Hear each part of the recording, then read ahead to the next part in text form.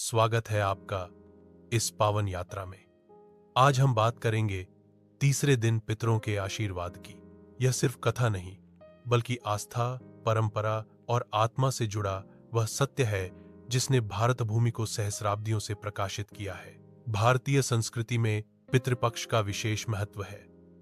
यह वे दिन होते हैं जब हम अपने पितरों, पूर्वजों का स्मरण करते हैं और तर्पण, पिंडदान, श्राद्ध के माध्यम से उन्हें श्रद्धांजलि अर्पित करते हैं। कहा जाता है कि इन दिनों में पितृलोक के द्वार खुल जाते हैं और हमारे पितर अपनी संतान, परिवार और वंशजों का आशीर्वाद देने पृथ्वी पर आते हैं। इन्हीं दिनों में तीसरे दिन का महत्व और भी बढ़ जाता है। पुराणों में उल्लेख है कि इस दिन पितर अपनी संतानों की विशेष रूप से रक्षा करते हैं।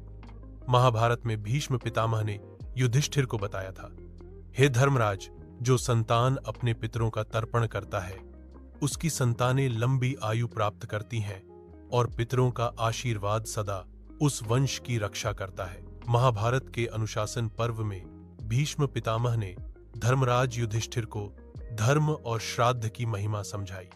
उन्होंने कहा, हे युधिष्ठिर, जो मनुष्य श्रद्धापूर्वक अपने पितरों को जल, तिल और अन्न से तर्पण करता है उसके कुल में आयु, आरोग्य और समृद्धि बनी रहती है। विशेषकर पितृपक्ष के तीसरे दिन जब तर्पण किया जाता है, पितृ प्रसन्न होकर अपनी संतान की रक्षा का वचन देते हैं। यह संवाद केवल कथा नहीं, बल्कि पीढ़ियों से चलती एक परंपरा का आधार है। पितृपक्ष का हर दिन विशेष होता है, परंतु तीसरा दिन संरक्षण का प्रतीक माना गया है। क्यों? इस दिन किए गए तर्पण से पितर वंशजों की आयु और आरोग्य की रक्षा करते हैं। संतान पर आने वाले संकट और दुर्भाग्य दूर होते हैं। माना जाता है कि तीसरे दिन पितर विशेष रूप से वातावरण में उपस्थित होकर अपने आशीर्वाद की छाया संतानों पर रखते हैं। पुराणों में कथा आती है, श्री कौशिक का पुत्र अल्पायु था। श्री ने तपस्या की और पितरों से प्रार्थना की। पितरों ने कहा, तुमने तीसरे दिन हमें तर्पण नहीं किया, इसी कारण संतान अल्पायु हुई। अब यदि श्रद्धापूर्वक तर्पण करोगे तो हम उसे लंबी आयु का वर देंगे। थिश ने विधिपूर्वक तीसरे दिन तर्पण किया। फलस्वरूप उनके पुत्र को दीर्घायु और तेजस्विता प्राप्त हुई। यह कथा इस विश्वास को पुष्ट करती है कि तीसरे दिन पितरों का आशीर्वाद संतान रक्षा से सीधा जुड़ा है। तीसरे दिन पितरों को प्रसन्न करने के लिए परंपरागत विधि का पालन करना आवश्यक है। 1. स्नान और संकल्प। स्नान कर स्वच्छ वस्त्र धारण करें और तर्पण का संकल्प लें। 2. पितृ आह्वान। जल, तिल और कुशा लेकर पितरों को आह्वान करें। 3. अन्न और तर्पण। अन्न, जल और तिल अर्पित कर तर्पण करें। 4. ब्राह्मण भोजन। श्रद्धापूर्वक ब्राह्मण को भोजन कराएं। 5. दक्षिणा और दान। अन्न, वस्त्र या तिल का दान करें। माना जाता है कि इस विधि से पितृ प्रसन्न होकर आशीर्वाद देते हैं। भारतीय समाज में पितृपक्ष केवल धार्मिक क्रिया नहीं है, बल्कि परिवार और संस्कृति को जोड़ने का माध्यम है। यह हमें हमारे मूल से जोड़ता है। यह कृतज्ञता का भाव जगाता है। हम जिनसे जन्मे हैं उनके प्रति आभार प्रकट करना, यह पीढ़ियों को याद रखने और परंपरा को आगे बढ़ाने का सूत्र है।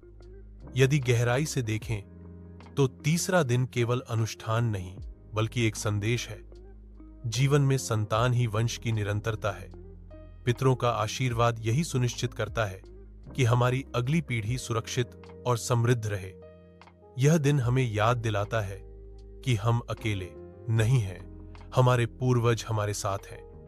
आज भले ही विज्ञान और तकनीक आगे बढ़ गए हों, पर आशीर्वाद और संस्कार की शक्ति को नकारा नहीं जा सकता। मनोवैज्ञानिक रूप से यह हमें परिवार से जोड़ता है। सामाजिक रूप से यह एकजुटता का प्रतीक है। आध्यात्मिक रूप से यह हमें भीतर से सशक्त करता है। राजेश नामक व्यक्ति मुंबई में नौकरी करता था। उसके घर में श्राद्ध की परंपरा धीरे धीरे खत्म हो गई थी, लेकिन एक साल उसकी संतान गंभीर बीमारी से पीड़ित हो गई।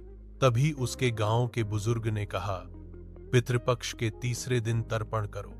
राजेश ने विश्वास के साथ अनुष्ठान किया। धीरे धीरे उसकी संतान स्वस्थ होने लगी। भले ही विज्ञान इसे संयोग कहे, पर राजेश के लिए यह पितरों का आशीर्वाद था। उसने निश्चय किया कि अब हर साल इस परंपरा का पालन करेगा।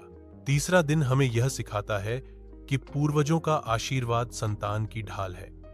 महाभारत से लेकर पुराण और आधुनिक अनुभव सभी यही कहते हैं कि तर्पण केवल अर्पण नहीं, बल्कि बंधन है। पितर केवल स्मृति नहीं, बल्कि सुरक्षा है।